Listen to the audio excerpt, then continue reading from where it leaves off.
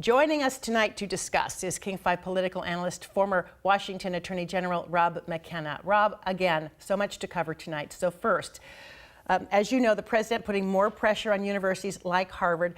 In the big picture, what's at stake here in your mind?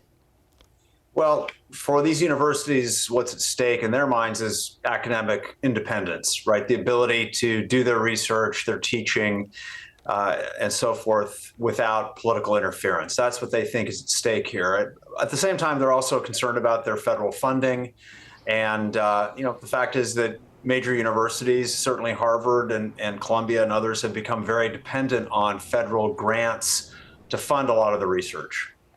Harvard, as you know, has refused to comply, saying it violates First Amendment rights. Do Trump's demands cross constitutional boundaries or even power boundaries? Does he have the authority? Well, the federal government has the authority to cut off grant funding. This is a tool the federal government has used for a long time to put pressure on the states to enact policy changes they want, whether it was the 55-mile-per-hour speed limit back in the day or uniform 21-year-old drinking age.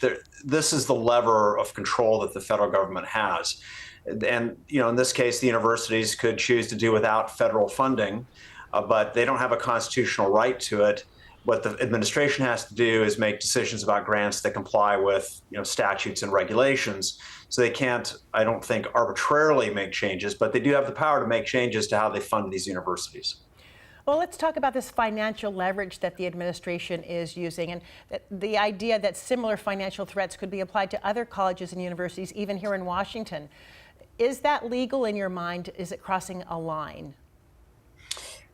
It depends on how the changes in funding are handled, actually. I think that, grants are made under a set of rules, but the federal government has a lot of discretion about what grants it makes, what grants it renews, and what grants it cancels. So there's no question they have a lot of legal power here to change their grant making to universities. This other question that's come up yesterday and today about Harvard is regarding their tax-exempt status.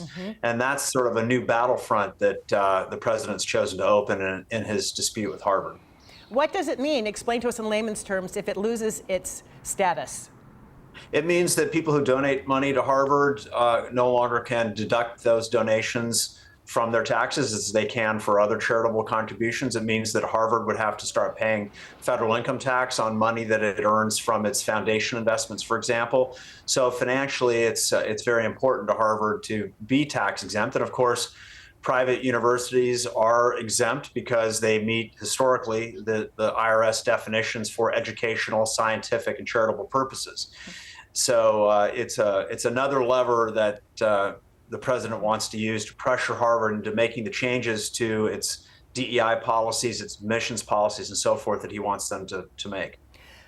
Let's just cut to the bottom line. What is actually going on here? What is the end game for the president?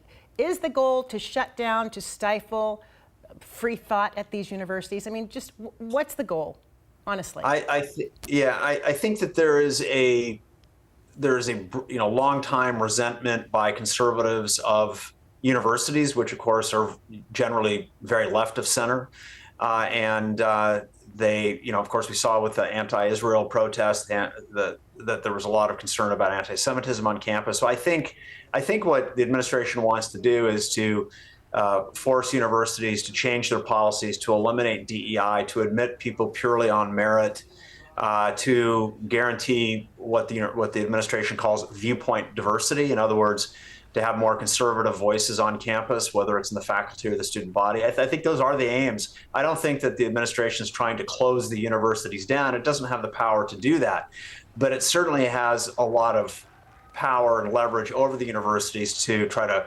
coerce them into making changes, as we've already seen Columbia University has agreed to do. So this fight over tax-exempt status is just an example of the president turning up the heat further on Harvard. It isn't clear that at all that he has the power to. He clearly doesn't have the power to revoke their tax-exempt status. That's up to the IRS. But just raising the question adds pressure to Harvard, which has chosen to stand up to Trump's demands, unlike Columbia University, which agreed to make most, if not all, the changes that he demanded. Do you have concerns moving in that direction if more universities do decide to cede to the demands of the president or not?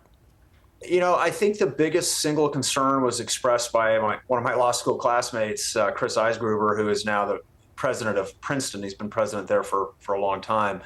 And what seems to be the bright line for him, sort of the line in the sand, if you will, or red line, is demands that some of the academic departments be put under academic receivership. In other words, that the leadership of those academic departments, let's say for Near Eastern Studies, be replaced. That's a direct attack on the academic independence of those universities.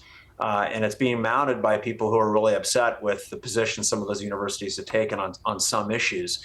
Changing DEI policies, prohibiting students from wearing masks at protests, those kind of pale in comparison, according to President Eisgruber, to the real academic independence that's represented by putting an entire department into receivership. So I think that's the line that has been drawn that I think most universities will not want to step over. But Columbia University did agree to do it. Princeton's refused to do it. I don't know if that demand's been made of Harvard yet, but that goes to the core of academic independence for universities. We'll have more to discuss around this issue with universities. Harvard's just sort of the tip of the iceberg, so we'll talk again about this and much more. Rob McKenna, always great to get your perspective. Thank you. Thank you. We'll be right back.